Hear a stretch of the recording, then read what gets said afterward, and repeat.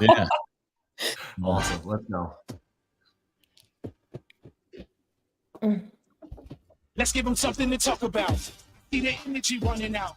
I got a planet to run around. Okay. Hey, good morning. So we are live now.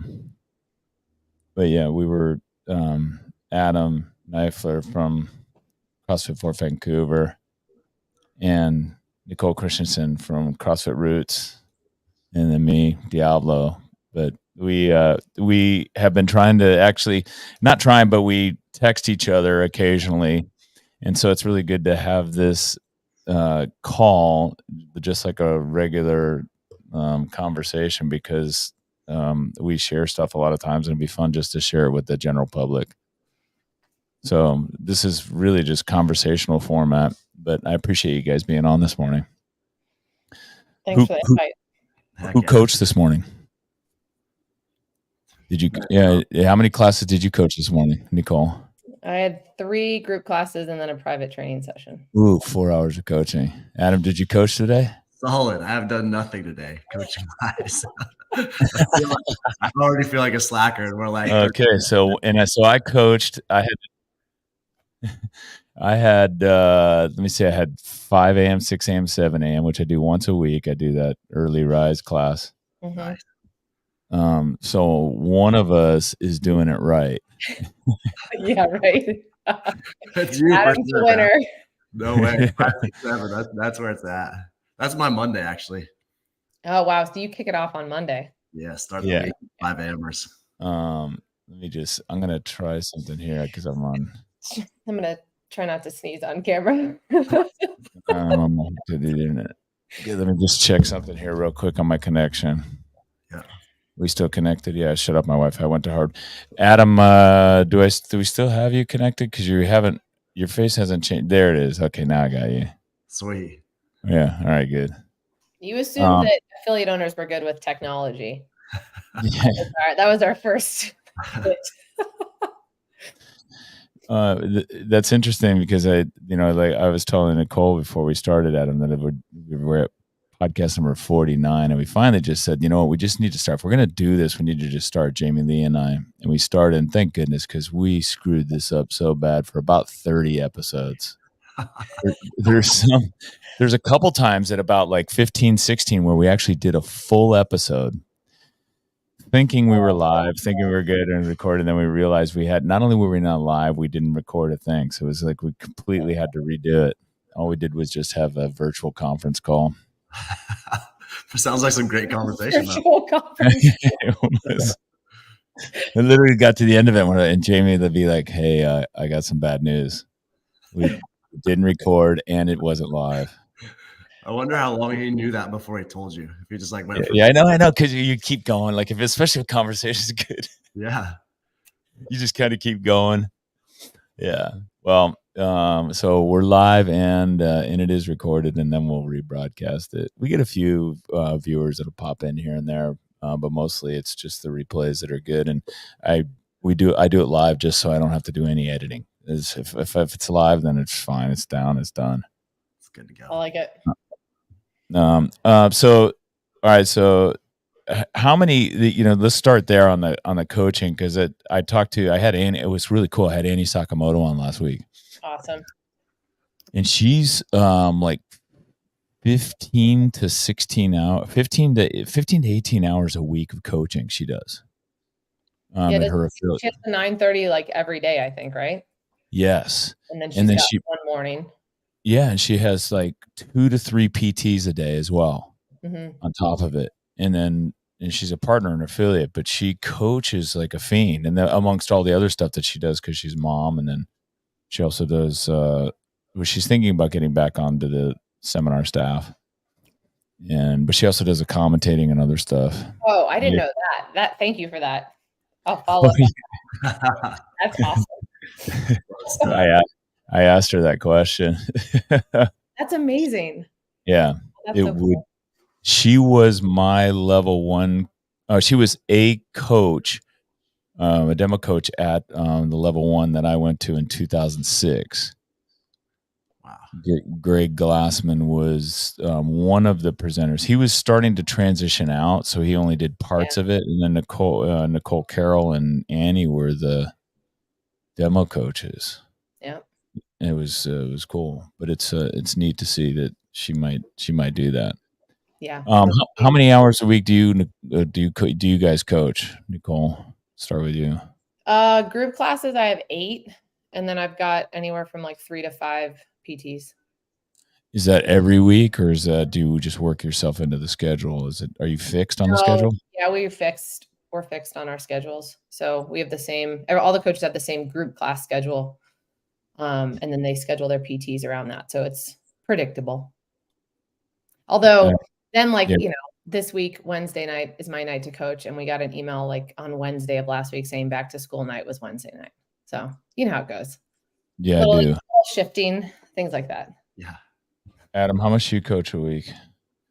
My group class schedule is exactly the same. I'm on the schedule for 8 classes a week. And yeah, that's exactly like Nicole said. It's fixed, except when it's not, I like that. Right. I think really since the CrossFit Games, I think this is the first week where we have the whole team in town and like not on vacation. So this is the first like normal coaching week. And then after that, the PT and just individual coaching, it varies a lot, actually. A lot of it also just kind of depends on the time of year. Are you on the schedule because you want to be on the schedule, or do you have to be on the schedule, or is it both? For sure, because I want to be. Right. Yeah. Yeah, I put myself on the schedule. There's some affiliate owners that get to the point where they don't put themselves on the schedule. I keep myself on the schedule for about 4 to 6 hours a week, just so I can stay. I feel like it's not fresh, but competent, and immersed in what we're doing. It also, if I don't, I feel like I won't get in front of customers enough. In other words, I use it as a tool to also stay in front and have conversations and interact. Dude, when you add that with like group class, you go to group class 4 days a week, something like that. And then all of a sudden you're in front of or with your members that many more hours. You feel connected, feel like you know what's going on, feel in your groove. Heck yeah. Right. And it's the best part of our job, right? The coaching part, you're like, oh, this is awesome. This is why we started. This is what we do. Yeah, this morning was so fun. Yeah, same thing. I do. I have and I suppose it's just the number of years of doing it and being the owner. I'm overly confident to where it makes it really enjoyable. Like I know no one's going to yell at me for fucking it up.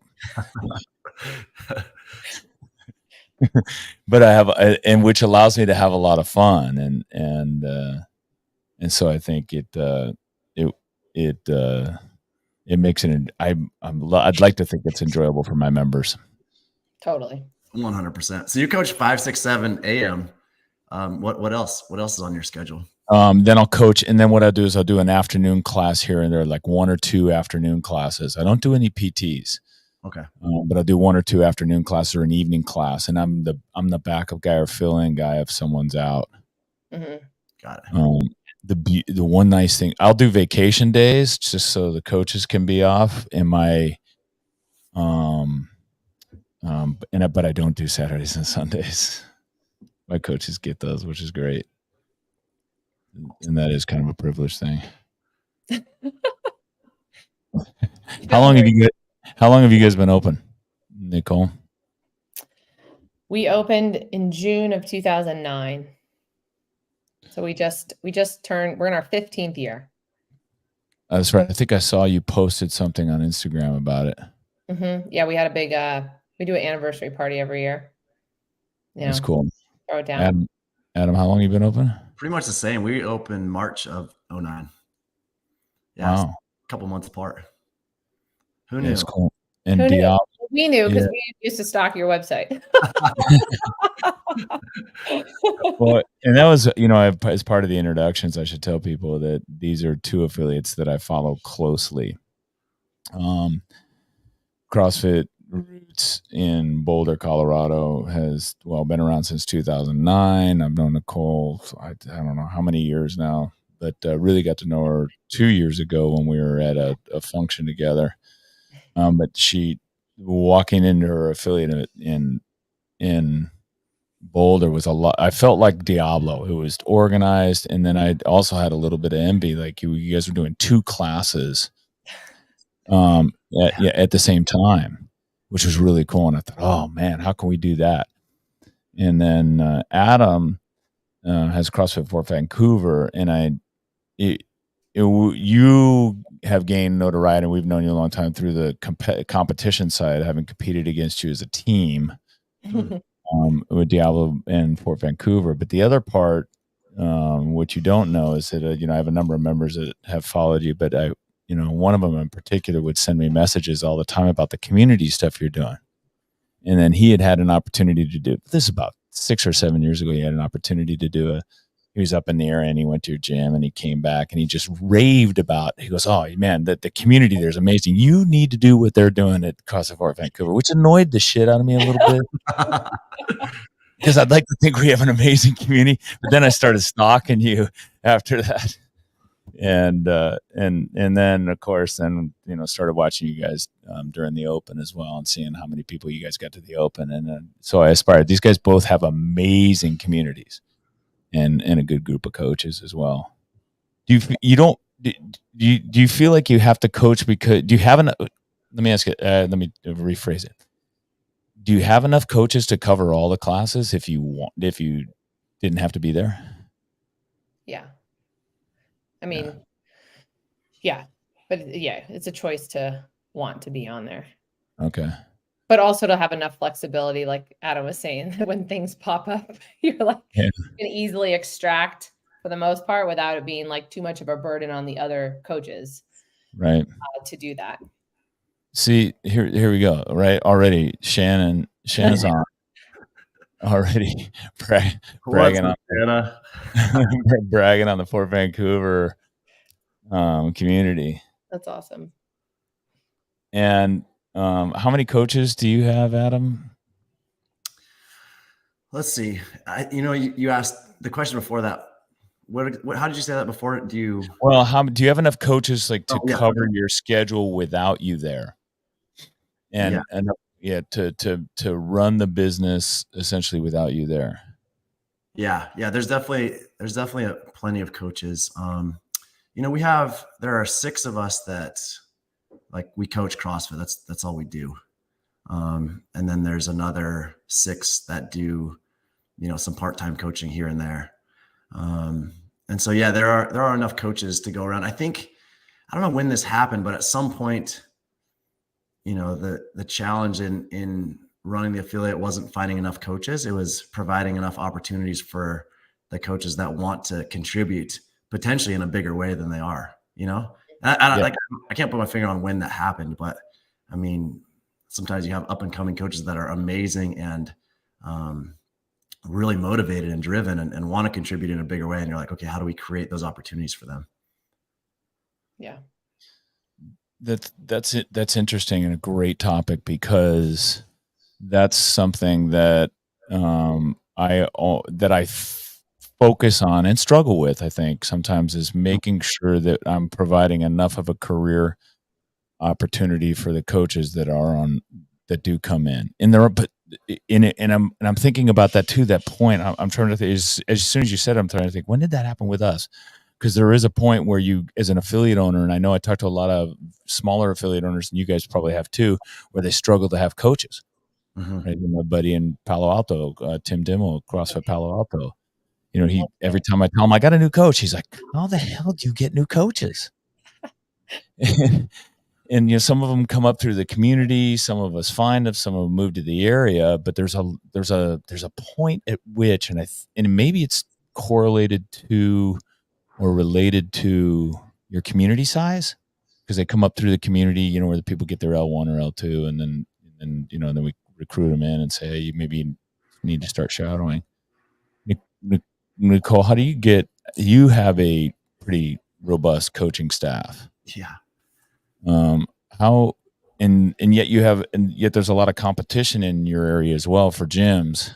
How do you end up with so many coaches, or did you end up with so many coaches? And do you struggle to find coaches when people leave? Yeah, I think that first coach that we hired as like full time was like a big leap, kind of like a big, okay, we're going to do this. And then because I think that's what you're talking about with the smaller Yes. affiliates, where they're like, how do you find coaches? And you don't need many for that first leap. You need to find that one coach that can really be Eric and I own the gym together and both coach, so it was like a third full time for us coach. Mhm. But once we took that leap, then it was like it kept flowing in terms of more opportunity, and you trust more that you can hire and offer somebody a full-time option.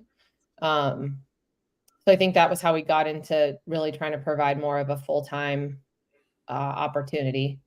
And then I think in terms of finding coaches, man, I go both ways. I know Greg always wrote about, find them within your community. And I think sometimes that works great. And then sometimes you get someone who, sends you an application and says they're moving to the area, and you sit down and you talk to them and it feels really authentic and organic, and they come in and they work out and the vibe's there. And, so I think we've had great coaches come from both spots.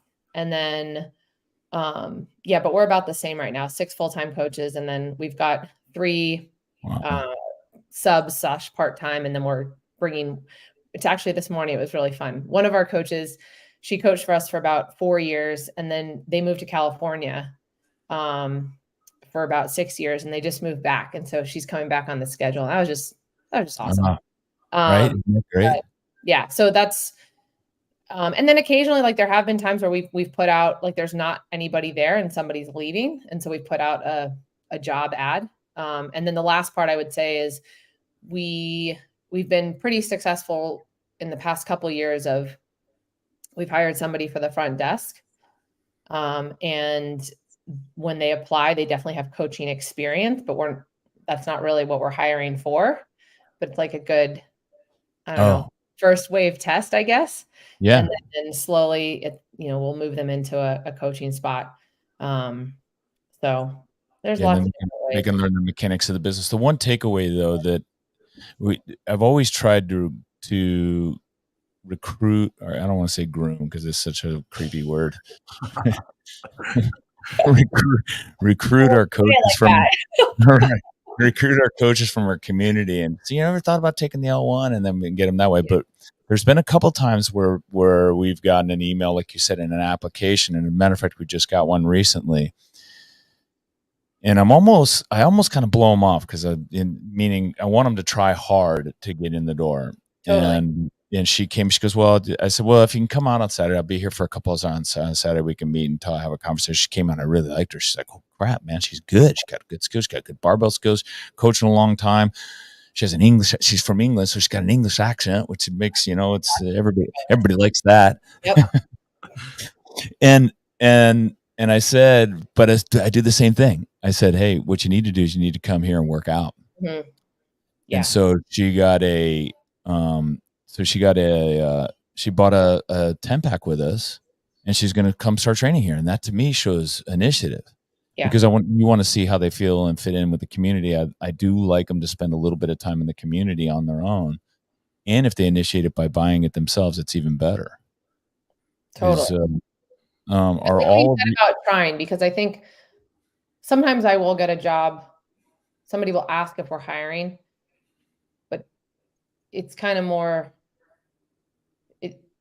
I don't know. I still look for that professional application. I look for somebody like write a nice email and attach their resume, right. Opposed to like, more of a casual, like, are you guys looking for help? And I think just like that starting point, just as we try to, grow the profession and kind of set a standard, it's just how you would apply for any job, rather than more like I can help out and trade for membership type thing. Yeah. That's not bad. It's just, there's a different start point. Like when you said you want them to try, it's like, yeah, we want to start like on a good professional note. Adam, same. Are your coaches all from your community first, or did you hire any from outside? Mostly from within the community, Yeah. but we don't hire them because they're from within the community. It's just literally the best people Yeah. who are the Yeah. best people to do the job. And I think that, I'm partial to our lead coach, Colin. He was my roommate starting in 2002 in college. I mean, Wow. we started CrossFit together. We fought fire together. We worked together every day. So it's like, yeah, we're in it from the beginning. But most recently, I mean, yeah, there's been a couple examples of people that that came and were like, hey, I want to be part of the team. And they're so good. You're like, okay, well, we're not hiring, but we're going to find a spot for you because Yes. they bring, like, I think of Nick Pappas, who recently actually moved back home to California. But Yeah, I saw that. Yeah, when he originally came to us, like, he was like, hey man, we'd spent a decent amount of time together actually during COVID. And he's like, hey, I want to be a part of the team. And I was like, okay, like, we're going to figure out what do you want to do? Yeah. Because there's those people in your community that you're like, that they're going to raise the level of what you're doing. And, whether they've been there for a long time or they're newer, it's like, cool, we'll find a role for you. That's a good point. I never thought about it like that, of just, I mean, figuring out how to plug them in somewhere and then just, let it, I don't know, good things happen. You don't know where it's going to take off, but Totally. just trying to plug them in somewhere. I guess that's part of like, yeah, this is starting a people business. And yeah, the communities, one of the things I found with Diablo and with other affiliates is that the community is usually kind of a real reflection of the owners. And your community is based upon your values and what you do, the systems that you set up, the process you set up, and then what kind of person you are. They're probably a lot like your friends that you had over the course of your life. And I think the coaches are somewhat similar when you make a connection like that. Okay, and I was like, man, she's saying all the right things. Is she just saying all the right things because she knows that's what I want to hear? I get a little suspicious at first. Talk a little more when you find it, but like Adam, like you said, when you find one, you're just like, oh, I got to find a place, right? Because we've seen the opposite. When you get someone that doesn't fit. Well, and you look back, yeah. Sorry. Go ahead. I just say you look back at those times when you didn't know where it was going to go, but you knew that person was the right person to do something. You're like, oh man, that changed the trajectory of people's lives, and it impacted way more than you could ever have guessed or predicted. And it's interesting because, like, in a formal sense, yes, we are employers and we have employees, but like what you said, Craig, like, the coaches are my best friends. I mean, literally, like, that's who I want to hang out with, and so that, you said it's a people business. That relationship piece is, I guess I feel like it's pretty unique to what we do. I'm sure that there are other businesses that operate similarly, but man, it's pretty awesome. It is. It also makes it challenging when there's difficult situations. Mm-hmm. I always said that's a double-edged sword of being an affiliate owner. The skills that make you great at being an affiliate owner, all the people skills, are also the traits that make you a terrible manager when it comes for the hard decisions and the difficult conversations. Those in my affiliate, man, those always roll up to me. As I said, shit rolls uphill. Yeah. Yeah. But it is interesting though, and I don't know if it's something in the past year where, I don't know, it just seems like there's not an email that phases me at this point. And I mean that in a, well, but I think it becomes where, for this many years, I know exactly what you mean. But it's not that the situation isn't, warrants like good thought and like attention, but it's more that I think I now thoroughly trust that it's just a communication issue. And so, being able to go and have like an open conversation with the athlete, or an open conversation with, go to the coach and be like, hey, like, what do you think about this? Like, what do you think we should do? And just being calm about it. And so when you talk about the communication side, like, yes, I think the human in-person communication is really what makes good affiliates great in a lot of ways, in terms of it just builds so much trust within the whole group. And they might not, everyone might not like exactly how you handled whatever situation, but just being able to confront it and talk about it is so important.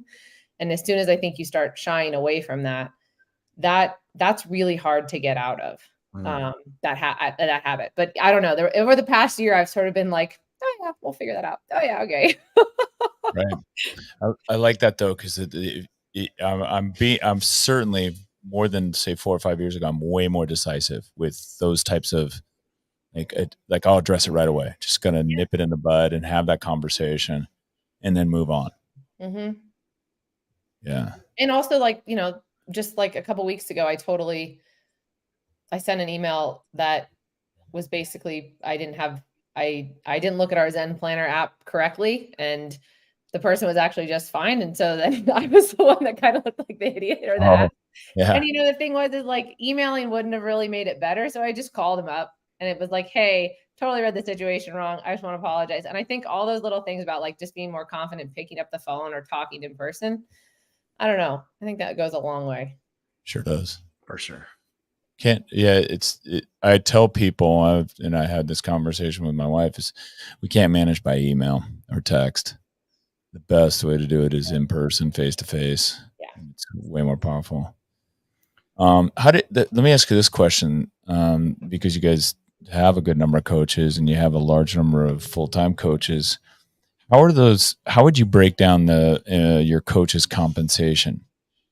Because this is one that, as I focused, it's been probably now I'm in my 3rd year of really focusing on creating and growing career opportunities and income opportunities for my coaches, because when just the high cost of living of where we are, which is in the San Francisco Bay Area, trying to make sure that these guys can earn a living so they can, live and take care of their families and do those things.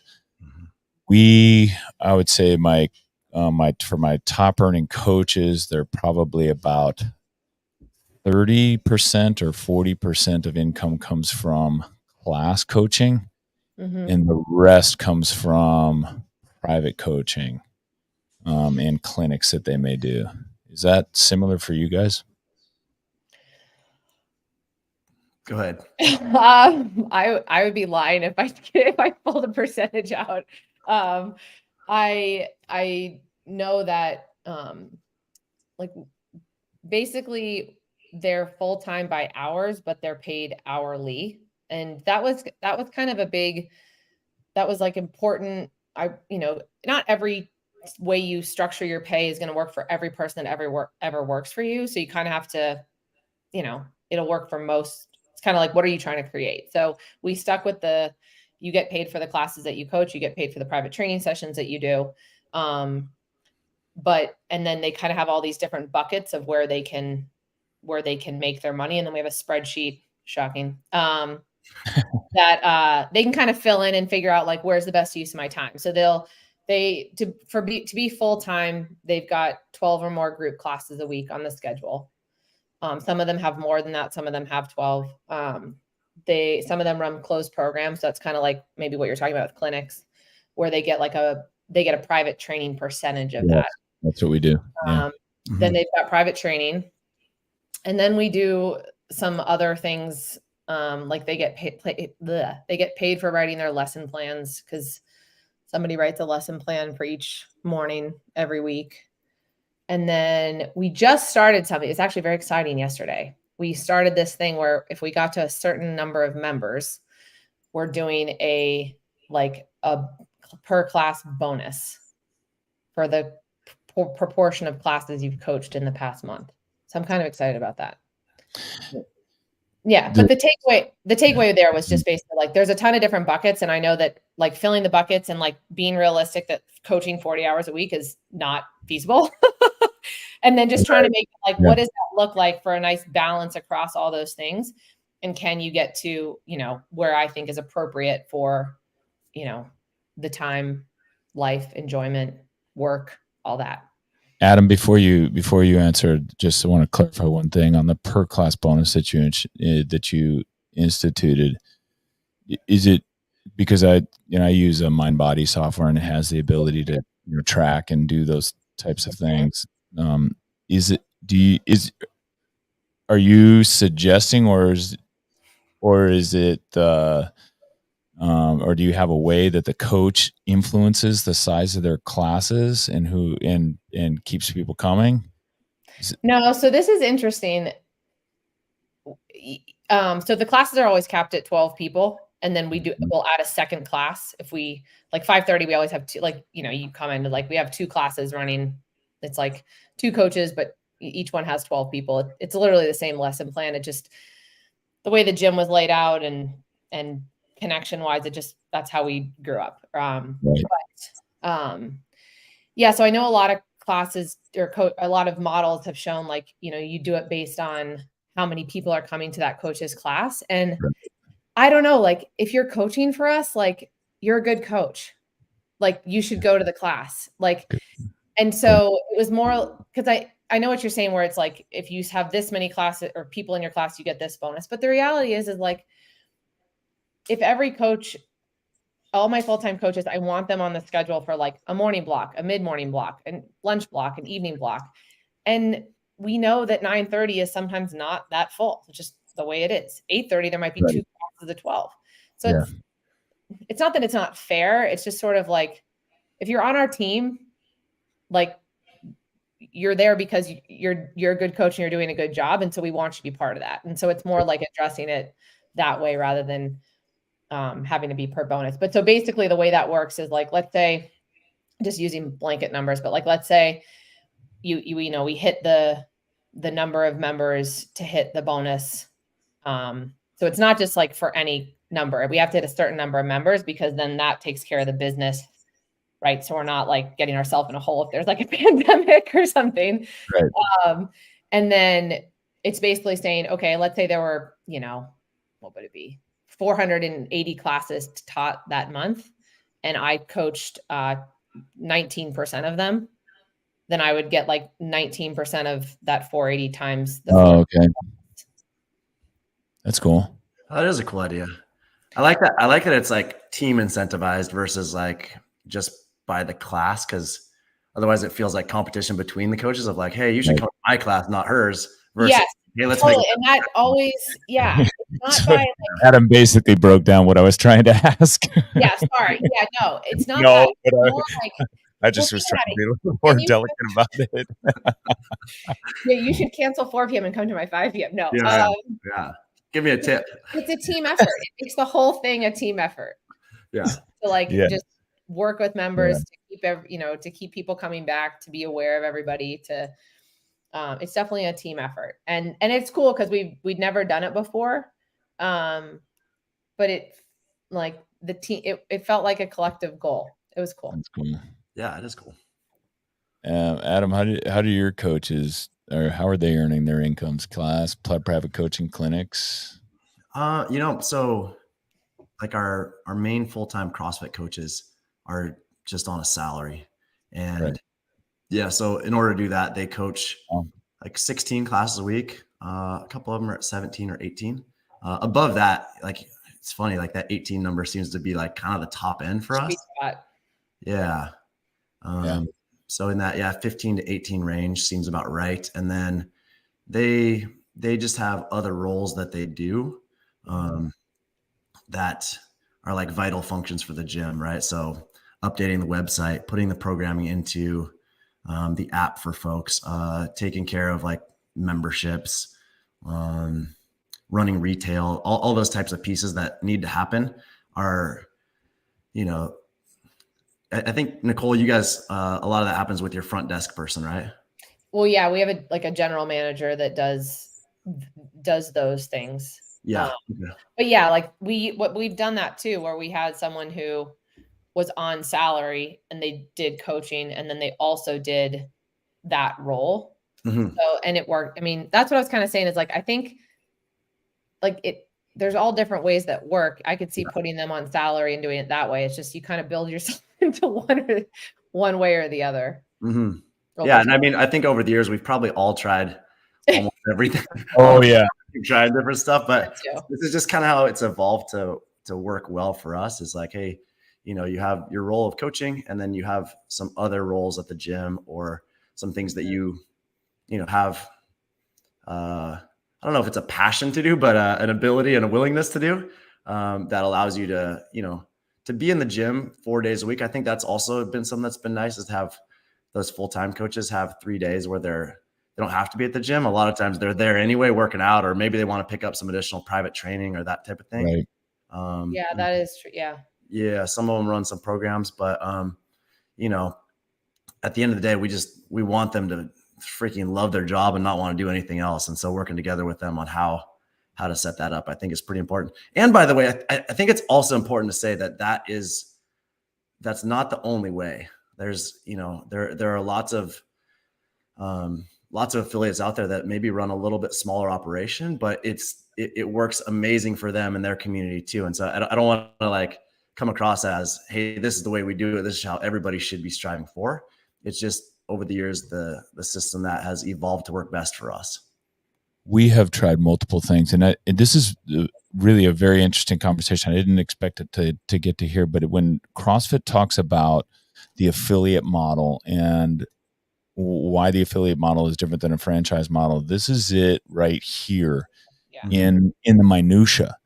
People think, well, yeah, CrossFit Fort Camp Vancouver is different because they run, they have CrossFit Plus, they have other types of classes, and their logo looks different than Diablo's and than CrossFit Roots. I'm more of a fan of the orange and red than I am the green, but that's your deal, Adam. But it's actually more than that. Like, we're down to, how we pay our coaches and what the requirements are for our coaches for earning income. And there's a big difference between all three of us here, and yet all three work. Mm-hmm. I've tried a little bit what Nicole's done, and I've tried the salary part, and that didn't work for us. But what we have now works really, really well, 15, 16 years into it. Yeah. Something better be working, but it is working. And what's interesting is for anyone that's listening or will listen, the three of us are probably about the same size affiliate in terms of square footage and number of coaches and number of members. And each of us are doing it differently, yet doing it well enough to be probably three of the better affiliates, at least in the Western United States, but maybe in the country, maybe in the world, which is really kind of cool. And that's the neat thing about the affiliate model. I know Eric and I were joking. We were in Tahoe recently, and we got to we were hiking. We were talking about, we don't really think about retirement, but Adam, it's funny because Eric's parents are not that far from Adam, and I was like, oh, where should we retire? And then it became this thing of well, we can retire and then we could just be members at Fort Vancouver. And I think there's this, but it's like what Adam was talking about, or what you're talking about at the beginning, Craig, where it's you walk in and it's not exactly the same. Everyone under the hood, you might do a lot of different things different at your affiliate, but it works. And you get that feeling as a member or someone that walks into that community, and it just feels right. And so I think sometimes we get or not we, but it becomes out that you hear a lot of things of there's one way to do it. And the longer I do this, you're like, oh, that's effective. That works. That works for them. Yeah. Cool. So I think it's you lean into, and I like that. So you lean into as an affiliate owner, and I would say if you're a new affiliate owner, is lean into what is working for you and your coaches and your community. And you'll know those things right away. They'll tell you, all of those people will tell you, and then you'll know yourself. And then seek out other affiliate owners to figure out and hear what they're doing, because they might have something that you can tweak it and mold it and maybe make it a little bit better. Totally. That's cool. Yeah. To be honest, that's a big part of what led, at least for me personally, to open an affiliate, is that freedom. If it would have been hey, this is how you have to do it, I don't think I ever would be doing what I'm doing. No way. How old were you when you opened your gym? Oh, I gotta do some math. Wow. That's how you know an OG, by the way.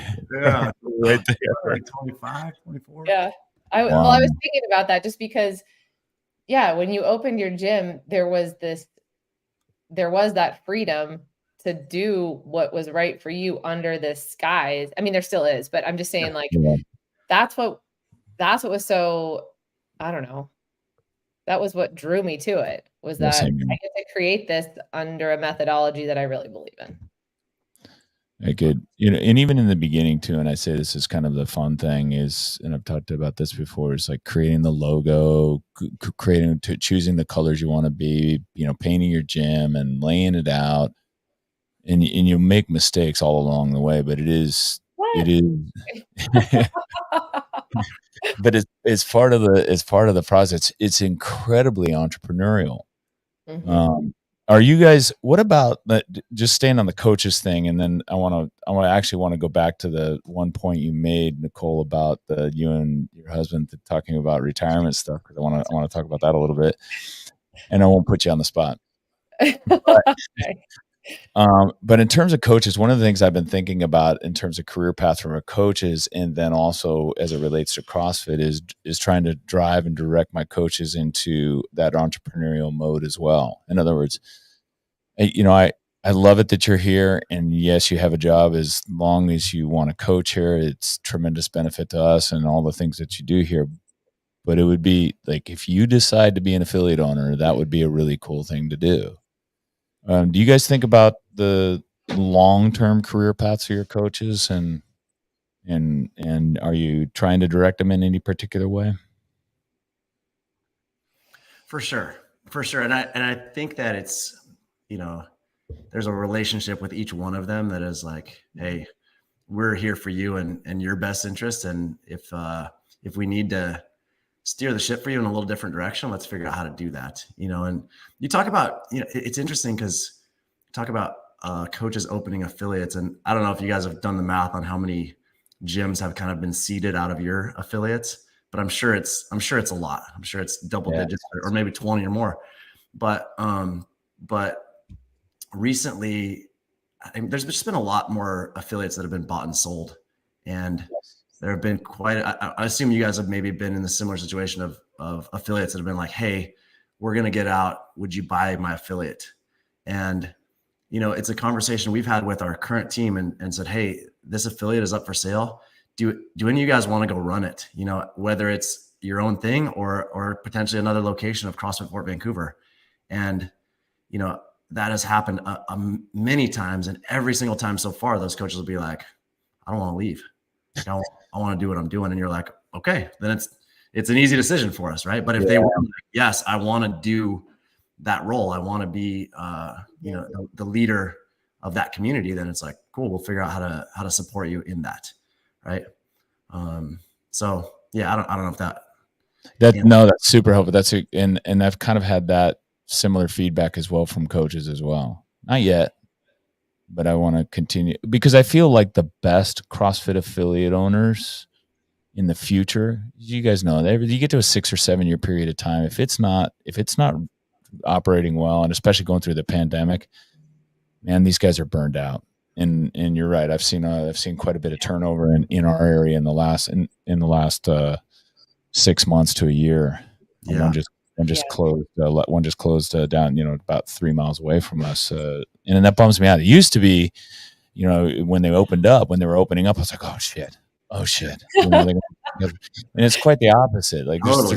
there's plenty of customers. Totally. There's plenty of opportunities. And so now when they close, I'm like, damn, I don't want them to close. Yeah. And I would like to see, and I think my point being that I think the best new affiliate owners will be people that have good coaching experience at the best affiliates, that have seen a good affiliate run.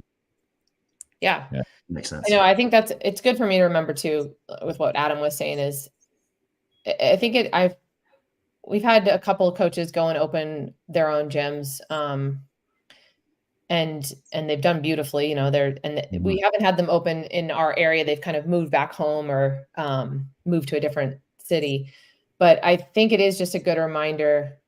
I just want to support my team with what they're interested in. If their passion was like, I really want my own gym one day, just like, with what Adam said, whether it's us supporting them or whether it's, they go off and do it on their own.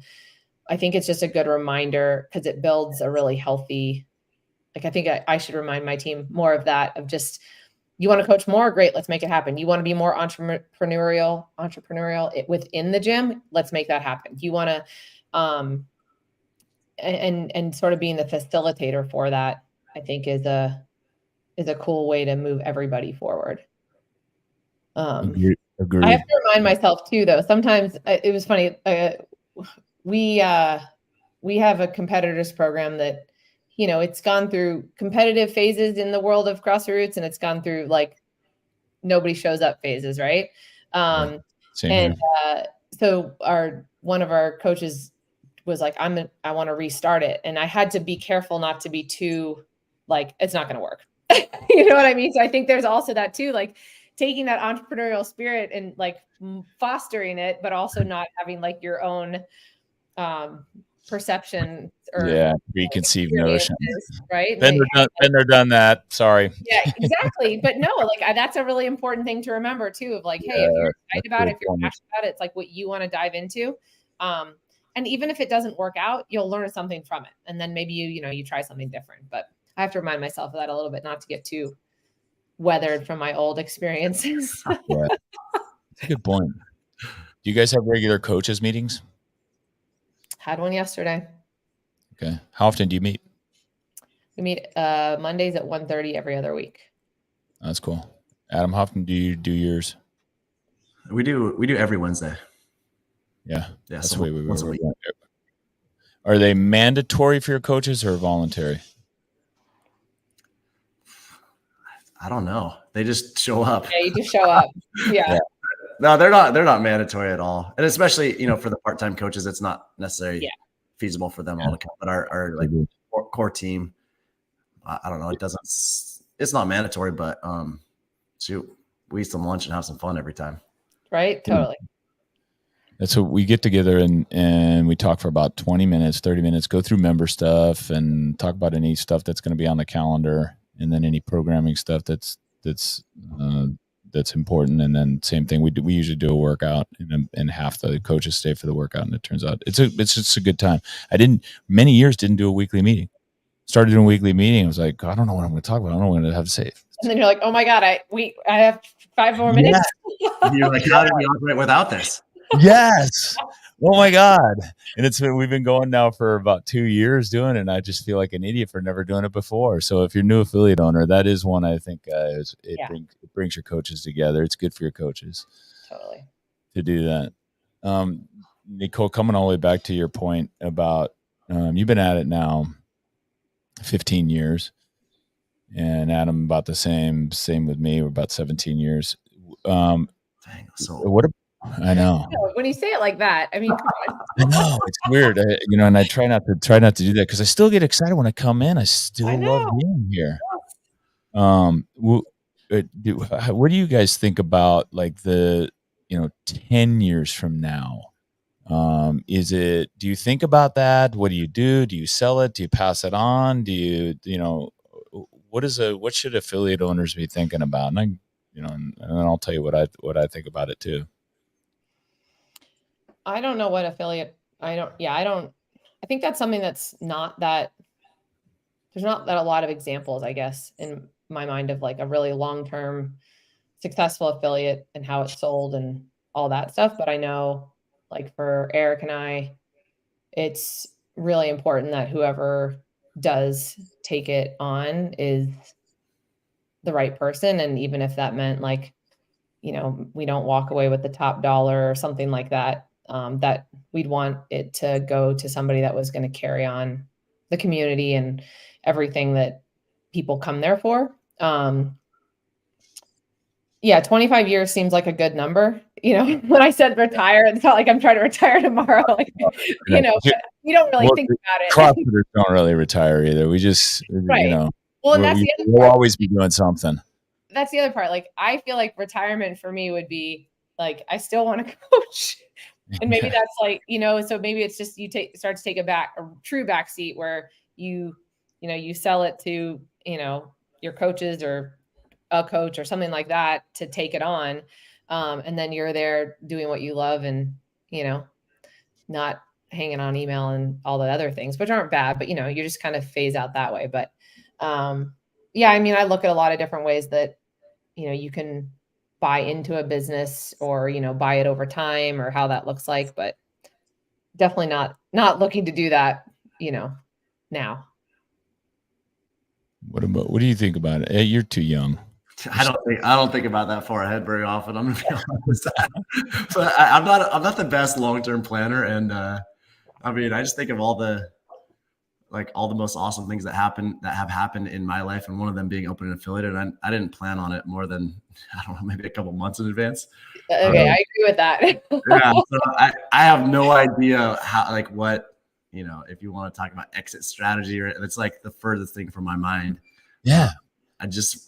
But I do also feel like, here we are 15 years in, and like the progression or the evolution of the affiliate, I just feel like it's always getting better. Yeah. I mean, I'm even talking like small, like next week versus a month ago, and certainly year over year. And I feel like the next 5 years, the next 10 years are like, why would anything change? Like, it's going to continue to get better and get more awesome and have a, bigger positive impact on the community around us. And I don't know exactly what that looks like, but I don't expect anything to change in terms of that trajectory. It's also cool to like look at your members that have been doing one workout a day for 15 years now. Yes. And Yep.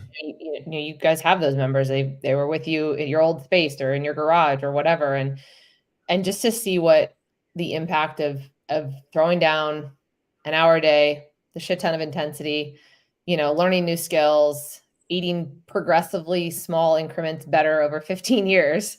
I mean, it's kind of crazy to think of like a 25-year member, but I don't know. That stuff makes me smile. What that looks like. Heck yeah.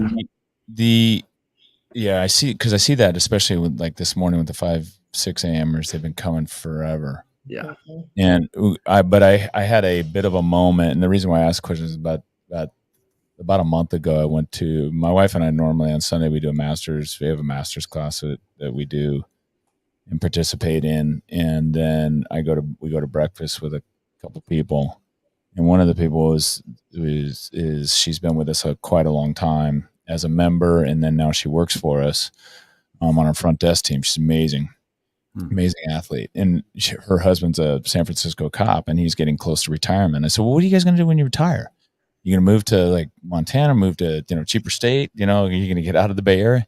And she looked at me and just deadpan honest. She goes, no, I told Mel, her husband, she goes, I told him, we're not leaving. This Diablo is where all of our friends are. It's kind of our family. This is part of our lives. Like, we can't leave. And I'm sitting there thinking, now I have this weight of an obligation.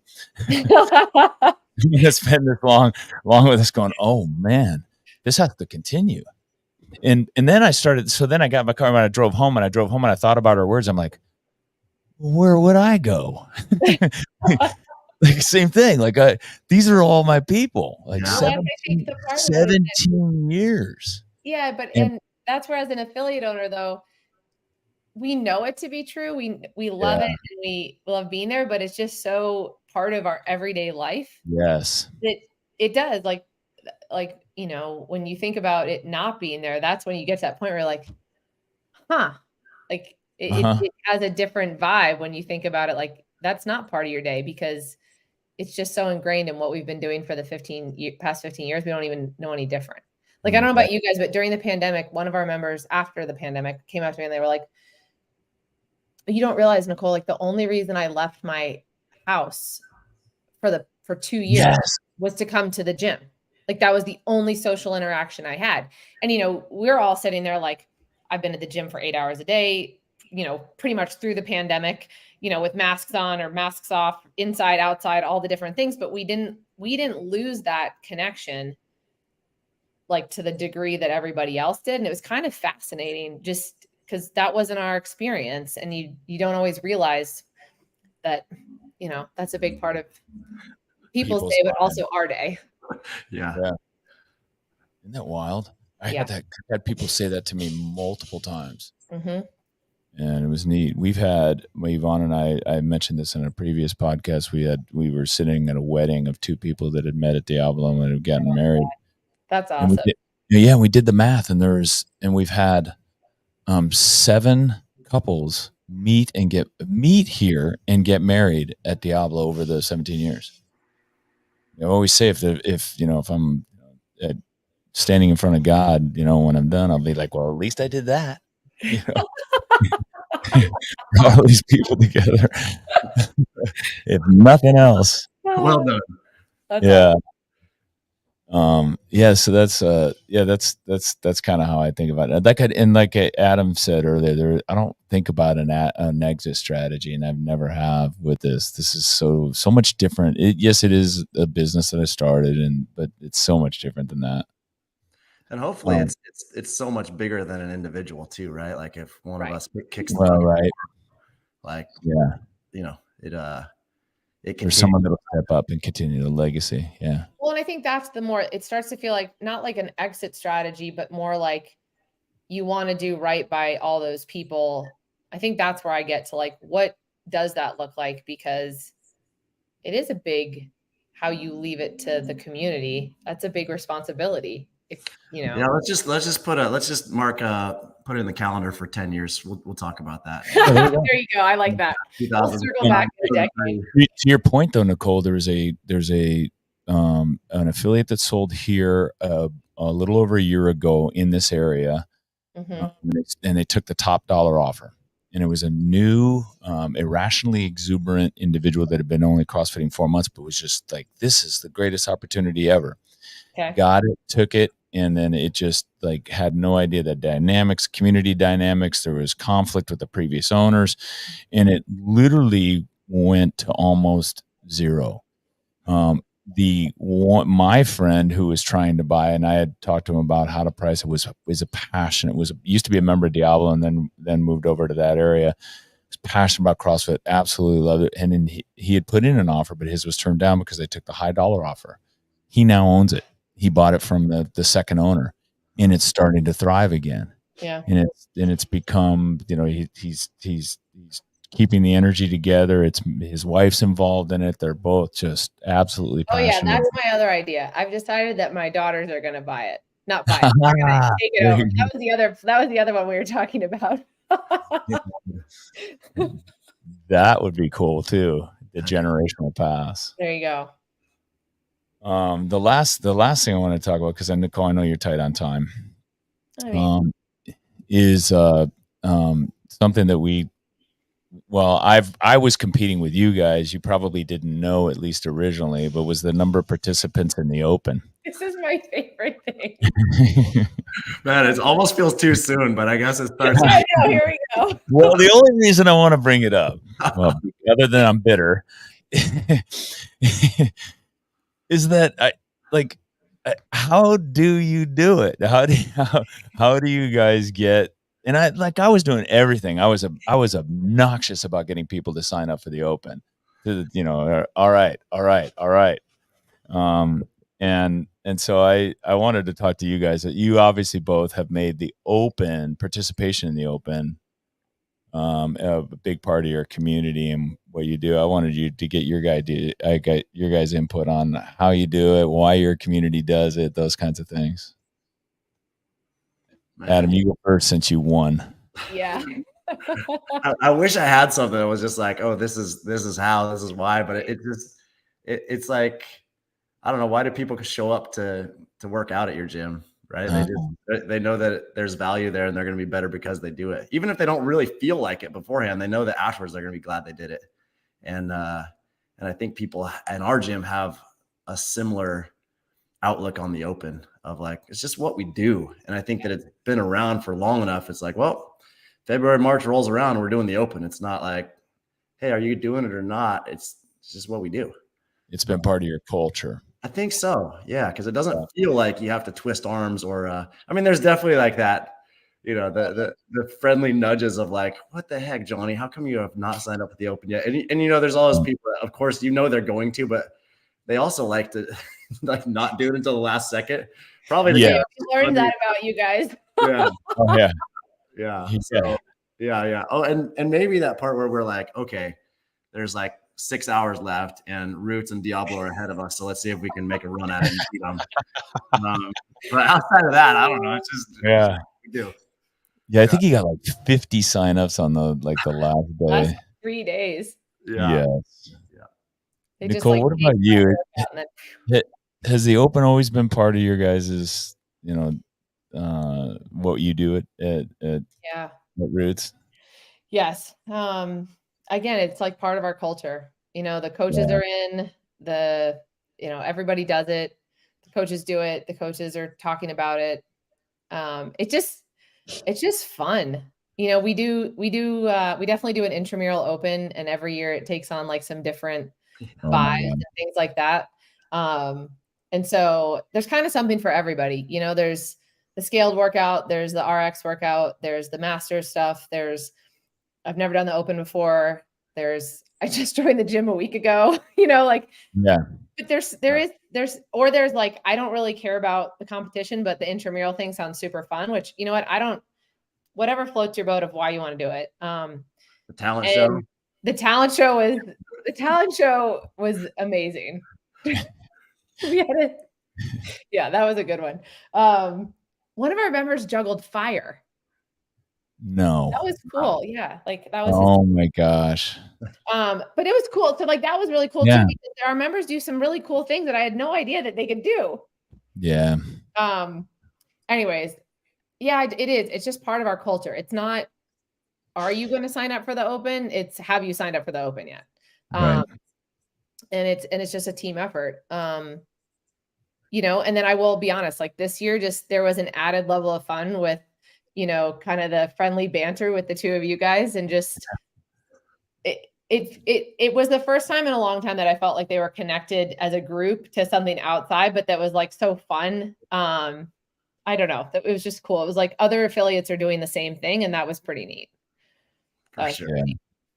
It is if you're a new affiliate owner coming in, there are, you want to have evergreen events that you're going to do year in and year out, but you don't want too many of them to where you're overwhelmed. Yeah. Right. The cool one about the open is it connects you with the rest of the CrossFit world. Totally. So you get to be a part of the entire CrossFit world.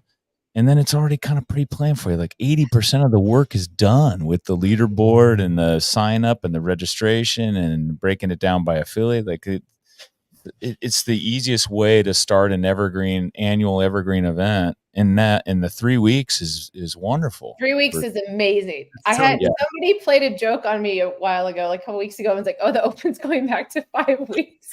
I was like, oh man, please no. Yeah, 3 is definitely the 3 is amazing. It's like the whole like 3 days on, 1 day off thing. Like the first week, you're like raring to go. The second week, you're like, you still have a good energy. You're a little sore. You're a little like, I don't know. And then by the third, you're like, well, you only have 1 more week. There's no fall off. Yeah, but also I feel like that, we were talking about our affiliates evolving and getting better over the years. And like the open is like, I don't know, this last year it was super fun. There like the workouts were set up so that, you could run them in classes for the most part. You could do 2 heats within the hour. It's just like super user-friendly for affiliates. I think some people got a bad taste in their mouth, over the course of certain opens where it was a 20-minute AMRAP with an overhead. And no time cap. Yeah. And maybe I'm sure there were like logistical challenges for certain affiliates with layouts and that type of thing. I mean, we all should be investing in gaffer's tape or whatever that stuff is. Totally. Like that stuff was next level this year. It's expensive too. Yeah, but overall, I mean, it just it's well done, and it just becomes such a positive experience for the community in general that it would feel weird not to really want to promote it.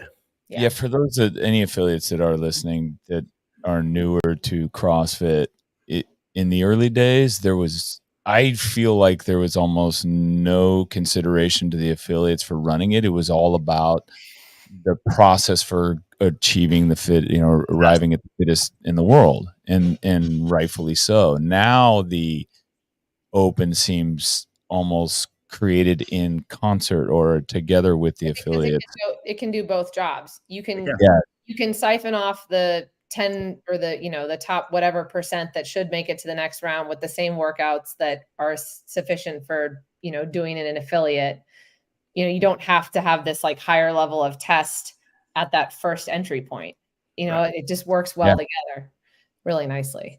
You don't have to be a competition gym either. It doesn't have to be part of what you do, but the open is still. I know, we're the failed competitors group, and we have lots of people that love doing the open. Nice. we for the first time in like 3 or 4 years, we got a team back to the next level of competition, the semifinals. So that was That's cool. Yeah. That's Yeah. awesome. we were out of it for a while. But like you said, Nicole, and within affiliates, it ebbs and flows, right? The participation in the competition athlete part of it. Like sometimes you'll get competition athletes that and then they go away and you're left with none. But the open is still there and does a great job for bringing your community together 3 weeks in a row. Totally. It really is amazing how the community though does come up with really creative stuff. We've done tie-dye, we've done it's just yeah. And so by all means, and if with the open, our new thing that we took a year off, but we're stuck on it now is doing an intramural open. And if you're a new affiliate owner too, I'd encourage you to do it. Do you guys, Adam? Do you guys do an intramural open? Not like Roots. That's for sure. Yeah. No, theirs is like that. off the hook. No. The costumes, the talent show, yeah. Yeah. You guys just do, but you do a Friday Night Lights or something? We just do Friday all day. Like yeah, same. every There's class. too many people. When you have 200 people sign up for it, you can't do a Friday Night Lights. Like, I mean, there, yeah. Yeah. 100%. No, there is a Friday Night Lights, but it's like the 4:30, 5:30, and 6:30 classes that would be working out anyway. Okay. You know what I mean? But Right. also like the 5 a.m. class, most of them want to come in and do it at 5 a.m. anyway. So that's they do. Rock and roll. So so that's good. That's actually good. That's good information. Is you guys you do it on your regular class schedule, and then the evening is fun, but it's because it's the 4:30, 5:30, 6:30. Well, and that's like the easiest selling point is like you're going to do the workout anyways. Anyway. Yeah, like what are you going to do? Not show up for 3 Fridays? Yeah, what are you going to come Friday? Right, exactly. Oh, yeah. And if you're gonna do it, you may as well register for the open. But also, like if the 5 a.m.ers, if we don't do it in the morning for them, dude, they're usually asleep by like 7 o'clock anyway. Yeah, you know what I mean? Like It's so true. it's a good, like, it's just a natural fit. And the difference is the 5 a.m.ers, they do their workout, then it's a regular work day for them. The evening classes, like 3:30, they do the workout and then they hang around and they're there for the 4:30. And then by the time you get to like the last class or two of the day, everybody from the afternoon is still there because they got nowhere else to be. And it becomes, I don't know, kind of that Friday Night Lights type of feel. Totally. Yeah. That's cool. Yeah. Do you the last thing, do you guys have you counseled, coached, or had conversations with affiliate owners to help them with their affiliates? Have you offered your services or made yourselves available as a consultant or as a coach or just a hey, word of advice or a shoulder to cry on before to other affiliates? Like a lot of that has happened organically with friends and acquaintances in the area. And when people reach out, I 100% love, I don't think consulting is the right word for me, but just chatting, talking, sharing, and also not to say that I haven't learned a lot from those type of conversations as well. Never done any formal consulting, but I was at the affiliate summit. When was that? I guess it was July in the Northwest, and it was absolutely phenomenal. And one of the, there were some really good elements from like best hour of their day and some nutrition talk, but the coach development was amazing. And then we broke out into groups that were, is interesting. I think I had a group of 6 and I was the only one there that hadn't bought their affiliate within the last 2 to 7 years. So they were all kind of like second generation affiliate owners. Interesting. I think that, and I've stayed in touch with a couple of those guys, and those affiliate summits are, just an amazing place to network. That's very organic and genuine. So yeah, I really, really enjoyed that process and would encourage anybody to go if they have the opportunity. Yeah, that's cool. There is and I'll leave it with this. There is a ton of information out there for new affiliate owners. There is no shortage. And I'm gonna use the OG thing. When Nicole got started, or when Adam got started, when I got started, there was not a lot out there. We were looking at YouTube videos of restaurants to figure out what to do for how to schedule our employees at the right times. That is These true. are I use a restaurant scheduling system to schedule my coaches. Totally. But We all tried something. now there are so many resources. CrossFit has some amazing resources. And then there's a couple of consultants that are out there. The Best Hour of the Day guys are really good. The Two Brain Business guys are good. And then the other thing is there are the affiliate gatherings that I would encourage you to go to. Don't turn those down. They don't cost very much. You just got to get there, have those conversations, meet the other owners, talk to them. And then, and I do too. I do the same thing you do, Adam. I'll have conversations or do phone calls, or people, send me a direct message and I'll have a phone conversation. I get just as much out of it as they do. It kind of reinforces some of my principles that I have that, to run my business. Reach out to other affiliate owners.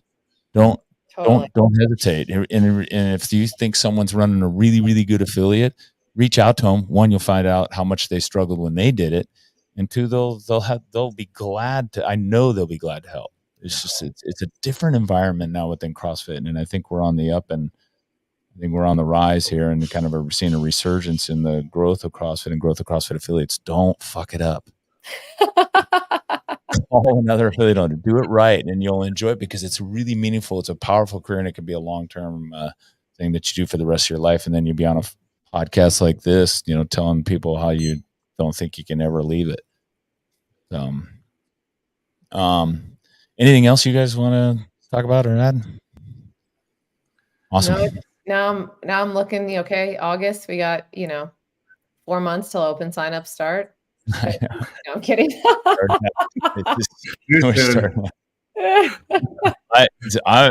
Just doing this podcast, I'm like trying to enlist my community, get them up.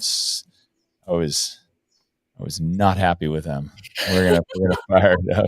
I sent a message to Don Fall, the CEO, and said, "Hey, you need to figure out how you can connect our software, Mind Body, into CrossFit, and so that my members can just go put it on my account." Yeah, that would be. I know. I always joke about that.